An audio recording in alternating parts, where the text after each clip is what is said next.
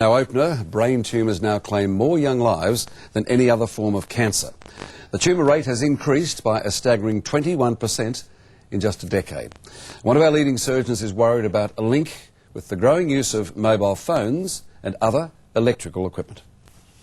For months afterwards, I thought I could never be afraid of death anymore because my 7-year-old daughter has faced it so bravely and with such dignity.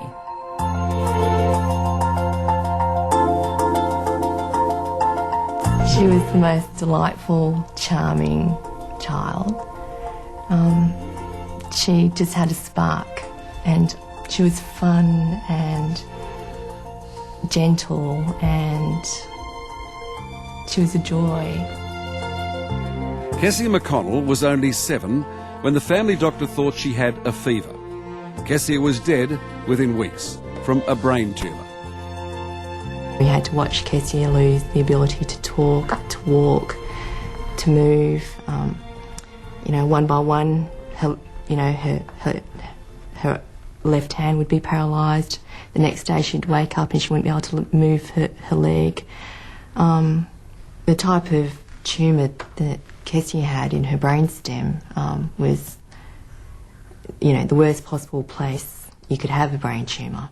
Ependymomas in particular seem to be increasing in incidence in children. Charlie Teo is a preeminent neurosurgeon. He specialises in children's brains. And Charlie is at the cutting edge, literally, of a 21% increase in children's brain tumours. I think that EMR, mobile phones and other electrical appliances may have something to do with the increased incidence that we're seeing. What advice do you give your children? Oh, Ray, this is a very sore point. My daughter just got a mobile phone, and I was so against it. It was a real sore point in the family. How old is she, Charlie? She's 12. So she's in that vulnerable age? Oh, very vulnerable. Her brain is still developing, and I'm really very upset that she's got one. So mobile telephones or telephone wires or computers? Absolutely. I mean, you're exposed to EMR, electromagnetic radiation, that you're not even aware of. The wires in the walls of your home emit EMR of a certain frequency that could be dangerous. The electrical appliances, not only computers, but all electrical appliances like electric blankets and bedside clocks, certainly mobile phones and certainly high tensile electrical wires. And your belief is that children are more susceptible? Yeah, that's my personal belief, that there may be an association between EMR exposure and the development of brain cancer. Dr. Charlie Teo and the other scientists are not saying that mobile phones or electric wires or TV towers will kill you. They're not saying that yet. What they are saying is that some people, for some reason, are more susceptible than others, and that all children are at risk.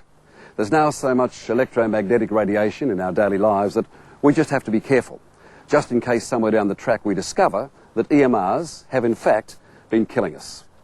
I don't think there are any guarantees. I don't think the industry can give a guarantee, and certainly our scientists are not prepared to do that. Senator Lynn Allison spent a year listening to the scientists, trying to find out what the risks are. What she discovered is that there's good reason to worry. We are a bit awash now in radio frequency and radio waves generally, and we're not altogether sure what effect that has on us. Senator, were you surprised to learn that brain tumours have now taken over from leukaemia as the biggest cause of death amongst children? I think that's awful, but it's consistent with studies of in Europe and the UK, where there's been a 40% increase across the board of brain tumours over the last 20 years. Across the other side of Canberra, Jeff and Denise are still coming to terms with the loss of Kessia. Denise searched hospital and medical records, compiling the report that found brain tumours are now the biggest cancer killer of children. I wouldn't move in next to a telecom tower or a mobile phone tower, and certainly if there were heavy-duty electrical wires, I'd be very uncomfortable. You could talk yourself into the ground, wondering how or why. There's no sort of real indicators, just a lot of guesses, and those guesses cover such a broad range of areas. You'd go mad trying to control your environment because you just don't know what it is.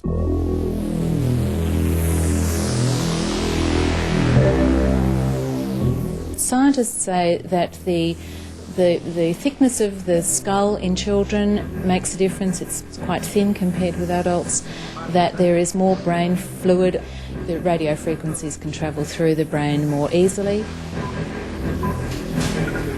When patients come in with a brain cancer, I often say to them, you know, your cancer's on the right side of your brain, it's in the area just above your ear.